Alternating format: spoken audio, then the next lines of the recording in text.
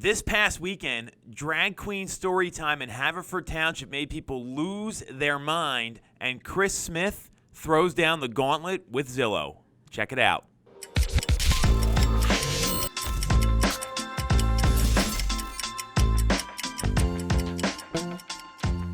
I'm Tom Toole. She is Jess Lion. I think you've probably gotten that by now. We are here on Toole Time. Got some juicy topics here this week. Juicy. Well, and to me, pretty relevant and very polarizing. So the first one, our local piece, this happened right in my backyard. Not really my backyard, but pretty close, and right in all our backyards. So Haverford Township had a drag queen story time to celebrate Pride and the LGBTQ community at the Haverford Township Free Library. And hundreds of people showed up to protest it. And this all happened on Saturday, June 15th. Jess, what do you think about all this? So before this happened, I guess they had a petition going around against the story time. 17,000 people signed it. And they went to, a ton of the community went to the commission meeting, I guess, the township meeting. And they were trying to say, we need to stop this, not have it. They were worried about, they were worried about this story time and really affecting and exposing their children to drag queens. It would cause gender dysmorphia, and they were saying that this would expose and condone hypersexual behavior in children. My thoughts on this are, I'm so happy that they kept it, and I really think that some people have it wrong when it comes to drag queens. I think, like, during the story time, there was nothing sexual about it. There was just a person in drag, and they read a story about friendship and acceptance and diversity, and those are things that I would want to teach my children. So I am all for it, and I think that they were saying that some of the quotes from the article were saying that drag queens are really promote pornographic conduct, drug use, alcoholism, and I really don't think that's the case at all. If anything, they promote self-confidence, self-love, which is something that I would want to instill in my children. Yeah, it's 2019. I mean, this to me is such a crazy story, and the one thing that stuck out to me was the president of the library's board, Phil Goldsmith. So major props here. Came out and said today's about democracy. It's about people choosing for themselves what they want their children to see and be exposed to, and is trying to understand the other side on both sides, and hopefully at the end of the day, it's a joyful day where kids can have fun. So some of the, I read some of the signs that were up. I mean, it was just insane things. Yeah. And it's 2019, and the more you can celebrate this sort of stuff, it's going to help the future generations feel comfortable in their own skin. They're going to be who they are, because when this stuff got repressed, it messed everyone up in the head. Yeah. There's people that have like major psychological issues, go to counseling, had to live in hiding. This is insane to me, and you can have your opinion. I don't have a problem with that. And the question here is, was the protest right or wrong? You're allowed to protest, so Sure. That's fine. I don't really care. I just do not understand how you get from 0 to 60 on these accusations. You're talking about alcohol use, drug use. You know, there's places that will support known problem drinkers in townships all over the suburbs. You know, they're enablers. They let people come in. There's a bar in Havertown. I know for a fact they still allow the guy to come in, and he almost killed someone after a DUI being overserved. That's ridiculous. So if they're going to worry about this sort of stuff, where it's an innocuous thing to expose some people who are probably living pretty sheltered lives. I mean, growing up in the suburbs and growing up in Chester County, when in the 80s and 90s, this stuff didn't really happen where I grew up. Yeah. And that's okay. Different time then. I'm not here to judge. It's just that society's come a long way. I just don't get why everyone has such a problem with this. And then when they start to cite religion and everything else, I mean, they're obviously taking, and I'm not going to get religious on you here, and where they go with that is they take it on such a literal interpretation of whatever's being said versus the spirit and what people mean. So, you know, sure, you have the right to protest. think it's pretty silly, and you might want to find something better to do on a the Saturday of Father's Day weekend than protest someone for celebrating who they are. So, yeah, I think you're right. but if they got a problem with it, that's their right. You wouldn't find me there. Let's put it that way.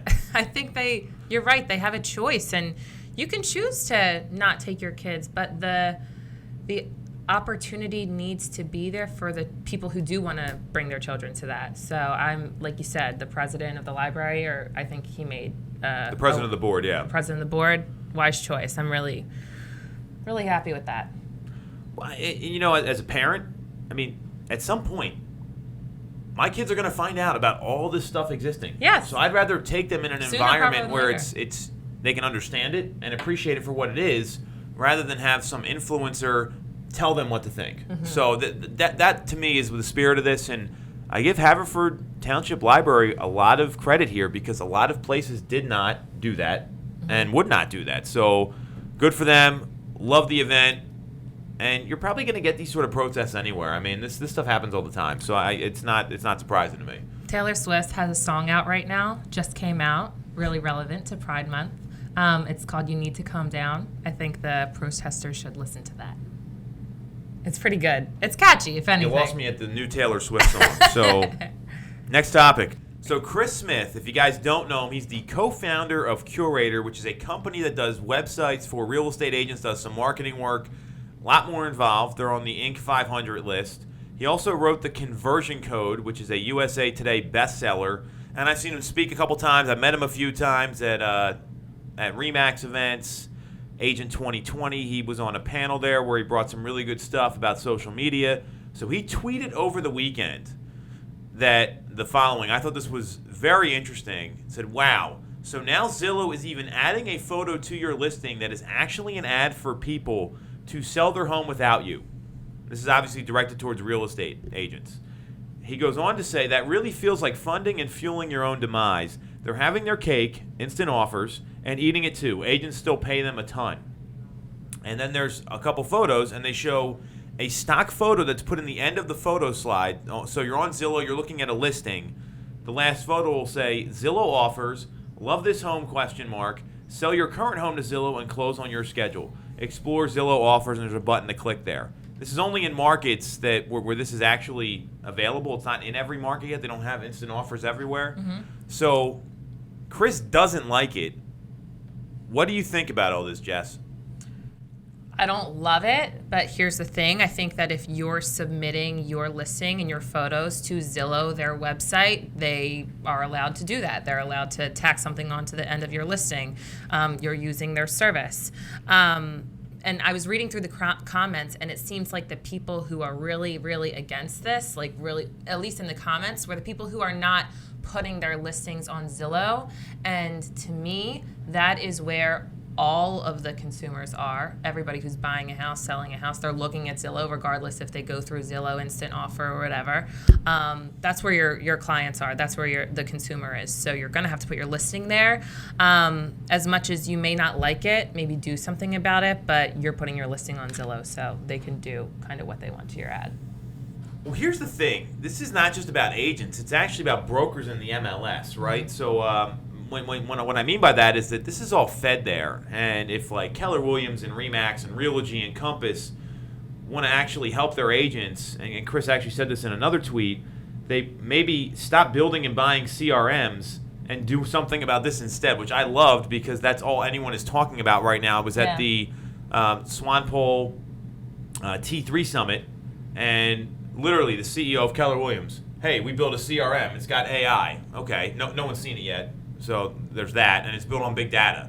Compass just bought a CRM for $50 million. So, that's a really good point there. And the other thing here is that a very small percentage of the time does the consumer actually accept a direct offer. It's like 3 or 4% when they have these instant offers or iBuyers, which means for those of you watching, someone buys the property sight unseen, and then they make a bid. It's based on like some comparable sales data, and there's a formula, and then they take off a percentage. So it doesn't always get the seller the maximum price either. Me and you sitting here, there's nothing I'm going to be able to do about this, to be super clear. They've got $1 billion in the bank. This is the way Zillow's going. I mean, this is just how it is. And until the MLSs and brokerages stop feeding them their data, and the MLSs are all independent anyway. I mean, there's Bright, which is what we use. I think there's something like 100 or 200 some MLSs in the country.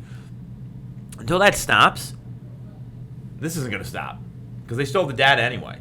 So the question here is this right or wrong? And the reality is Zillow can do what they want because that's where people want to be. If I tell a seller, hey, I'm not putting your home on Zillow, I've got some issues that I'm going to have to deal with. Yeah. And on top of it, most agents that advertise on Zillow don't even call back their leads in the first place anyway, which is a whole other thing. So you have people that are not well informed, and they're just spending money in the hopes business is going to come to them. That's where Zillow's getting a lot of their revenue from right now. Over 75% of their revenue comes from agent advertising, and they're a $1 billion company.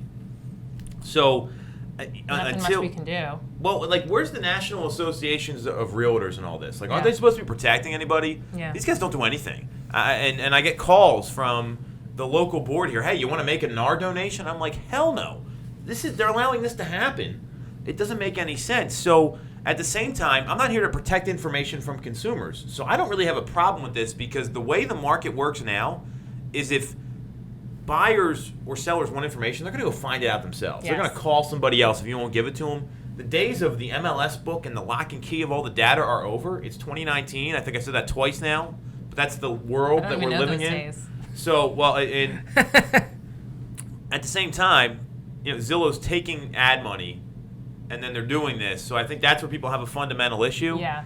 And that makes sense. But the question is for anyone that advertises with Zillow, are you able to make a positive return on investment from your ad money? If you are, would you live with that? How long is this going to take? So there's a lot going on here right now, and everyone looks at Zillow as the enemy. Zillow has a mortgage company. They're licensed in all 50 states to be a brokerage. So this stuff's going to continue to happen. For realtors out there, the big question I want you to all think about is what are you going to do so you're not relying on Zillow? Because that's the only way you can really run your business and pivot. And that's where you need to think about working your database better. More aggressive open houses, putting sweat equity in, generating your own leads. Don't pay for leads. Because that's how a lot of people became successful. They bought leads and called them instead of knowing how to go out and hunt. So to me, that's really only the way that agents can protect themselves here. You need to ride with it. You need to learn how to evolve. Otherwise, if you're resisting, you're going to get lost and you're going to get swallowed up. Interesting times here in real estate. We're going to see how this plays out. Chris, great Good stuff. Great take on this. You picked up something a lot of other agents are missing, so I certainly appreciate that, if you're watching. All right, so what kind of quote do you have this week for us, Jess? What's the motivational close? So kind of going back to our first topic, from Maya Angelou, the quote is, "It is time for parents to teach young people early on that in diversity there is beauty and there is strength." I love this. I've been hearing this a lot from the podcasts I listen to and just news I've been gathering. Diversity is the way you're going to learn. Diversity is how every setting should be. Rachel, I always go back to Rachel Hollis because I'm listening to her books right now. But in one of her books, she's like, at a table, you need, if it's people who all look the same, you're not at the right table. You need to have diversity and get different perspectives so that way you can learn. Cultures, different ways of life, things like that. So, and I think this is something that we should be instilling in our children. I don't even have children yet, but I know I'll be teaching. Parent of the year over here. But at a very young age. So, the quote, Maya Angelou is a very wise person, so I like the quote for a lot of reasons. And, I think when they hear diversity, they automatically go to, like, multicultural diversity, like we talked about LGBTQ earlier. It's not just diversity in that regard, which is very, very important, but there's also like the way you think, right? Like we talked about the protesters and the non-protesters earlier in the show. Mm-hmm. Just because those people are protesting doesn't mean they're wrong. Absolutely. Doesn't mean the people that go to the drag queen story time are wrong. And I'm not saying either one are. The point is that it's okay to have different opinions, and when you have different opinions, that's when sometimes the best things are born out of them. And you have strength as an organization, strength as like a family. like you think of sports teams, like I mean that's a great example as well. Is when there's a diverse way of thinking and a diverse group of people there, you're going to have more brought to the table than you would, to your point, if everyone's sitting around and they all went to the same high school together and you guys are friends for 20 years and you all like sports or whatever that is. That's not going to bring much to the table. So I look at this from the business perspective, and the more diversity you have in terms of how you think. We talked about Zillow. Zillow is the most polarizing topic in real estate right now. People either love it or hate it, or they're indifferent. And the people that hate it, they're like, oh, they're going to put us all out of business. That's not probably the best way to be thinking, and maybe they should hear what the other side has to say. So what I see here is that if you want to go far in life and you want to be strong, and the beauty of progress, having diversity not only in who people are and where they come from, but also how they think. Yes. That to me is what this is all about. So learn how to have a conversation with someone who thinks differently than you. That's definitely what I would be doing and teaching my kids. Yeah, and it's conversation is the key word there. Not like, hey, this is how I think, you're wrong, which is what a lot of people do. Exactly. And the more open you are and the better questions you can ask, the better perspective you're going to have. I love it. Catch you guys next week. Thanks for watching.